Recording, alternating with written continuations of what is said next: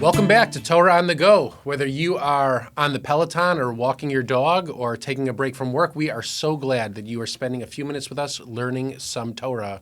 I am here with my Torah on the Go podcast partner, Rabbi Feinstein. Good afternoon. Well, we are finally at chapter 21, Mishpatim, Parsha that begins right after the enunciation of the Ten Commandments. Right. This week we're going to talk about the evolution of that law into a civil code, right? What does it mean that there's divine code and a civic code? Right. Well, this Torah portion is thick with law. It is a law code. There's no particular order to it. You have to sort of sort through it. So let's begin, first of all, with the whole idea of law, because the Bible has a very different idea of law than we're used to. We're used to an American idea of law, which is rooted in an English liberal political philosophy, that human beings are autonomous creatures. We enter into associations, companies, families, societies, in order to achieve goals that none of us can achieve individually.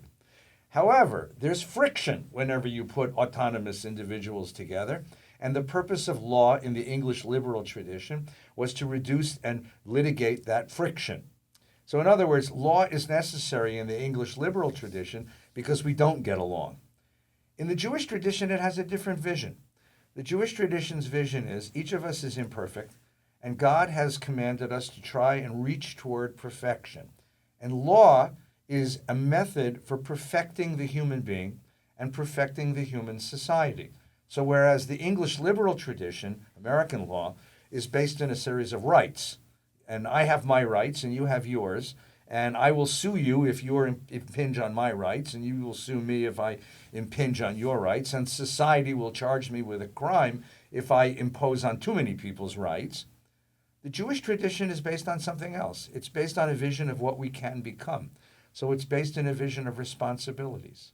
I have a responsibility. So for example, in Jewish law, you're responsible to give charity. You were commanded. You have a law to give charity. You don't have that in American life. In American life, you give charity because your heart moves you to give. Otherwise, you have a right to your own money.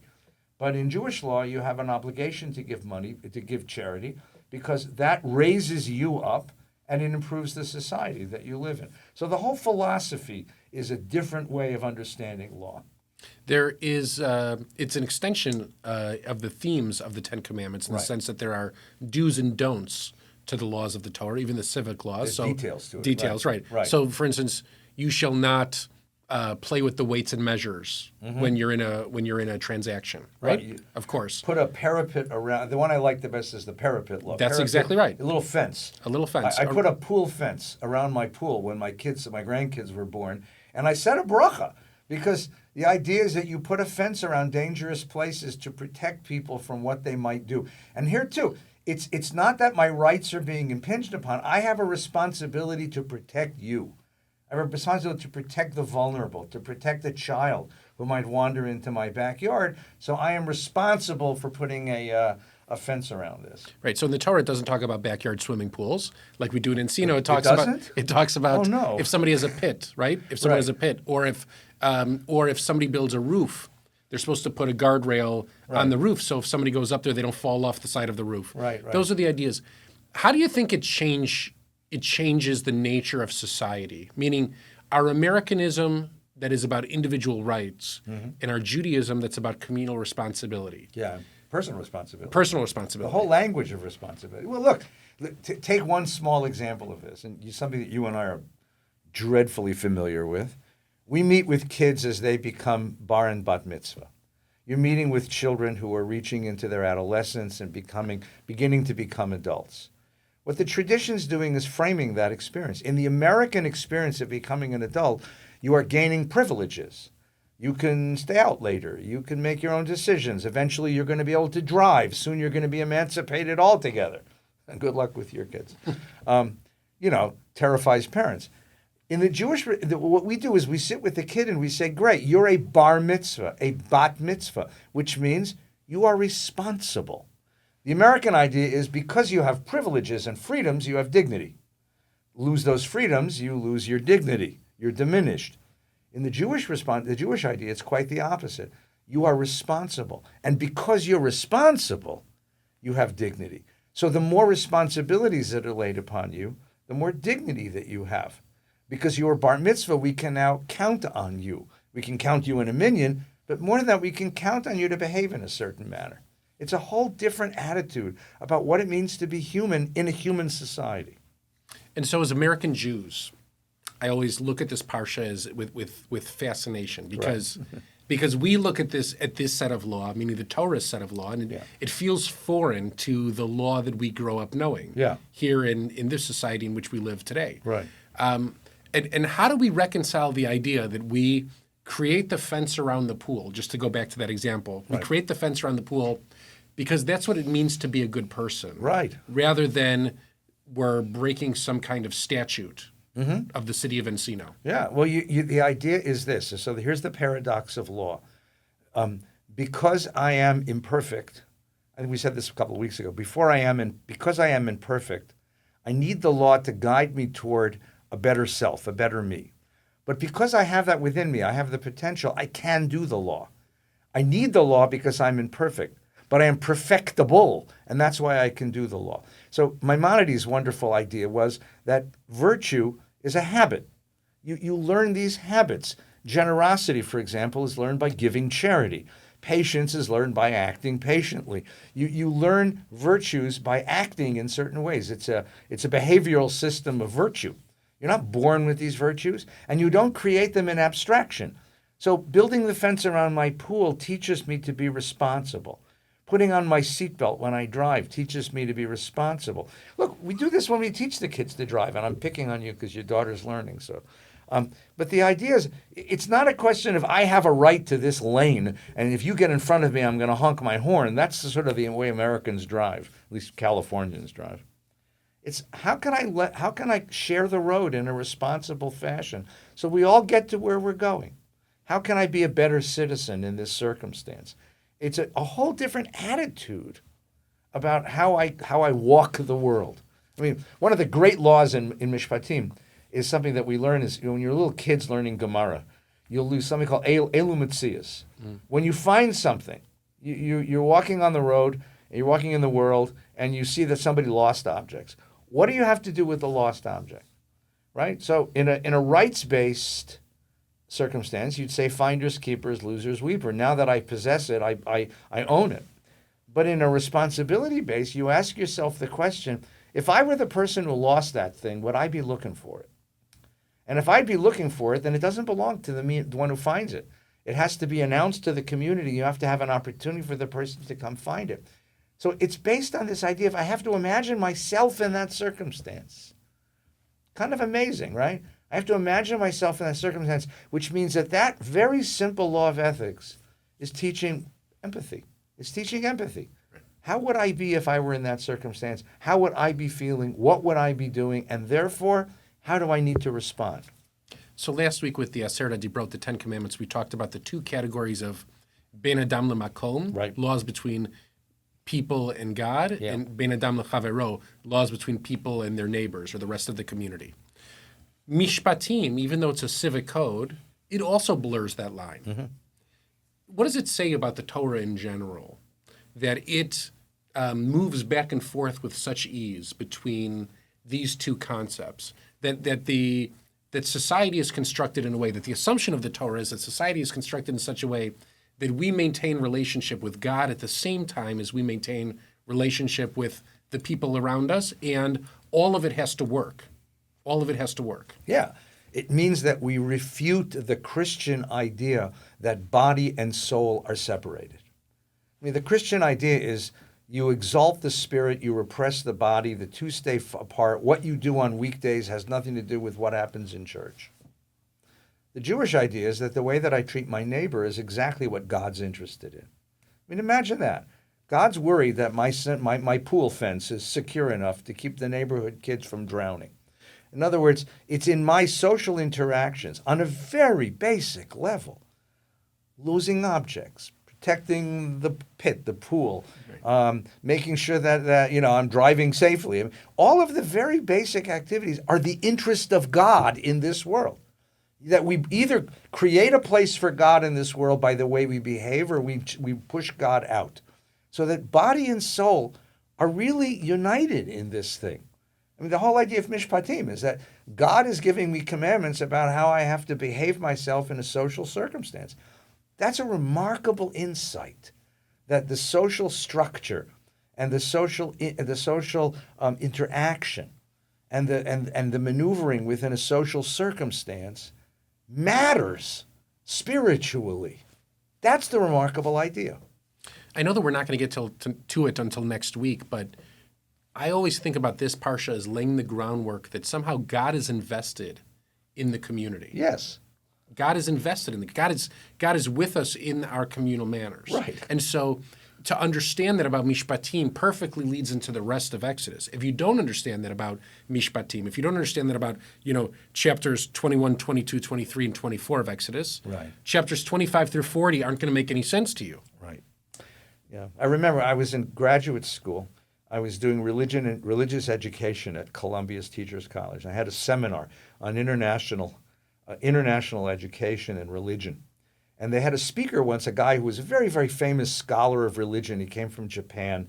He'd been raised a Buddhist, converted to Christianity, he was an expert in every world religion. And he got up there and he said to me, he looks around this room. I'm the only Jew in the room, the only rabbi in the room. He looks at the guys, there's a couple of Buddhist monks in our class. He says, I understand. Your spirituality I was raised in. It's a beautiful spirituality. I read your books. I love them. Looks at there's a Christian priest sitting next to me, Catholic priest. He says, I understand. I love the New Testament. I love the character of Jesus. And he looks at me and he says, you're a rabbi. You a rabbi, right? I say, yeah. I said, I don't understand. He said, I read your scripture. I read Talmud. What's the first thing you learn in Talmud? Shnayim ochsin betalis. Two guys walk into the beis medrash, walk into the court, holding ends of a talis, of a shirt. And each one says, I found it, it's mine. He says, what kind of spirituality you got here? Which is Mishpatim. Right. I mean, and so I understood his problem. He expected spirituality to be lofty. And it is. We do have lofty spirituality, God knows. But, we learn on Yom Kippur, before you can show up Yom Kippur, which is the loftiest spiritual day of the Jewish year, you first got to go to all the people you hurt and apologize to them, pay back what you took. Make amends to people. You've got to get down and dirty in the social interaction if you're going to live with God in this lofty thing. And I tried to explain to him that before you can have a spiritual world, you have to make sure that people can live together in peace. That was the Jewish idea. There's something deeply spiritual about Shnayim ochsin betalis, two guys arguing over one object. Right. I feel like, this goes without saying, there are very few stories in Judaism about people living in monasticity. Yeah, right. Okay? Right. So that has a lot to do with our own people's values in terms of what we want for ourselves, but it also has a lot to do with the way that we interact with other people. We can't even imagine it. And when it happens, they're not positive stories. Yes. They're not positive stories. Right. But yet especially, when I was getting my PhD in religion, when you'd read about monks, it sounds lovely. Yeah. Oh, well. It sounds lovely. People just... No board meetings. People just sitting around the table thinking about God and reading holy texts and nobody bothering them. Right. Nobody bothering. All they do is think and write and read all day long. No carpool. No carpool. Sounds lovely. And for some reason, that seems so foreign to us. Right. So foreign. Exactly. It's unimaginable. Like, why? What kind of life would that be? And God doesn't want... Why would God want that of me? I love it. Why would God want that of me? And so Mishpatim is the proof. It's the counterbalance, the counterweight to Aseret HaDibrot, to the Ten Commandments. Mm-hmm. If you mistake the Ten Commandments experience, the greatest moment of revelation at Sinai, to mean that all of us should aspire to be at the top of the mountain alone with God, then you've misconstrued what the Torah is about. Right, because Moses comes down the mountain. Moses comes down the mountain. That's the great mystery for Maimonides, for example. It's the great mystery, because Maimonides teaches us that going up the mountain, achieving that kind of, not unity, but at least contemplation, complete pure contemplation of divinity, of God, that's the highest form of human excellence. But then Maimonides can't figure out why Moses would come down the mountain. Right. Well, he comes down because the Torah belongs here. In the world. Lo b'shamayim here. Lo b'shamayim he. Right, So in it's- the world. right. I think it's the other wonderful thing is that, there's a tremendous pressure in the rabbinic tradition that rabbis have to be married. And this is the same reason why. Because you learn more about the real world living with another human being. Right. And living, first of all, it's because you could never have a rabbi who claimed inerrancy if that rabbi were married, right? If the Pope were married, just imagine, Mr. Perfection, you left your car keys on the nightstand. But you learn about what it means to live in the world by living with a human being. You learn about living in the world by raising kids. You learn about living in the world by building and living in a community and sharing the ups and downs, the tragedies and the triumphs of a community. That's where God lives. Right. I don't know if I ever told you this story, but you'll love the story. I used to go on, when I lived in Israel for the year, on Thursday nights, I used to go to Nachlaot and study with Rav Steinsaltz. Oh, very nice. Okay, so it was an amazing opportunity. Sure. And it was incredible to learn with a Hasidic master. You go into a room and you learn. He comes in with his cup of boiling hot tea, and he would teach till the tea was over. So that was 30 minutes or an hour and 30 minutes.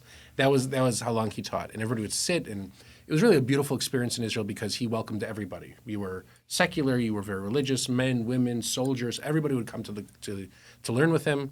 And he would always leave everybody on a spiritual high, always. So I would walk out of that building in Nachlaot, and I would start walking back to South Jerusalem, to Baca, back to our apartment. And along the way, people would ask for money, and I would think, this is an angel. This is a test for sure, right? Every Hasidic teaching that had filled me up, I thought. And so one time I was walking home, and I spent the whole time walking home. The lesson was about your true self. How do you become your truest self? And I was thinking about it. I thought to myself, I've reached a conclusion. And I walked into the apartment building. I climbed up the 3 floors, got to the apartment, opened the door. Blair was sitting there. She had put the kids to bed. And I said to Blair, I have just reached an important decision. I'm going to officially change my name. I'm no longer going to be called Nolan. I'm going to only go by my Hebrew name, Natan. She looked at me. She let out this kind of exasperated, and she said, Nolan, go throw out the garbage. And I thought to myself, that's exactly why you're supposed to not study Kabbalah until you're married, until you have kids, until you're 4. Because you're supposed to be grounded in the world. There's not supposed to be this kind of, I'm ascending to the top of Sinai to live alone with God. That's an absurd idea in Judaism. That's right. Absurd. You have to have somebody occasionally that says, Nolan, go throw out the garbage. So that is an important idea. It's just as important as Moses at Sinai is the idea that I live in this world. I live with these people, and these people and the actions in their life and the repercussions of my life on their life is equally as important as how devout I am when I say the Shema. That's That's a beautiful story. So I think we're going to have that put on a plaque. That's right. No one throw out the garbage. Yes, all the time. I hope you enjoyed spending a few moments with us today and studying a little bit about our responsibilities as Jews. And we look forward to studying with you next time. Have a wonderful day. Take good care.